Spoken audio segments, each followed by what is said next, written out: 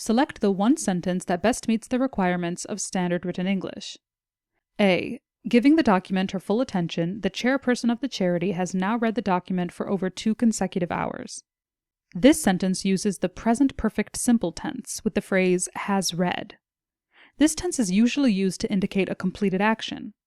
However, looking at the beginning of the sentence, we see a participial phrase, giving the document her full attention, implying that this action is ongoing. Because the present perfect simple tense doesn't work with ongoing actions, we can mark this choice as incorrect. B. Giving the document her full attention, the chairperson to the charity has now been reading the document for over 2 consecutive hours.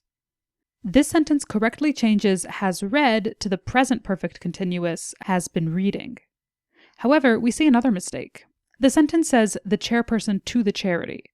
This is awkward phrasing, and the correct phrase, like we saw in the previous choice, would be the chairperson of the charity.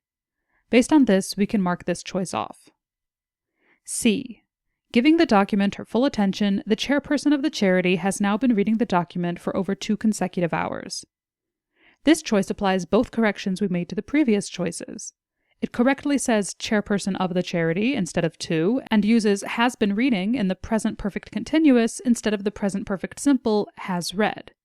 As there are no errors in this sentence, it's likely our answer, but we can take a look at choice D just to be sure. D.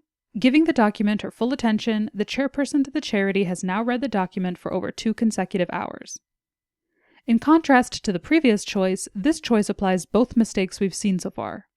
It says chairperson to the charity instead of the charity, and uses the present perfect simple has read instead of the present perfect continuous has been reading. Based on this, we can mark this choice as incorrect and mark choice C as our final answer.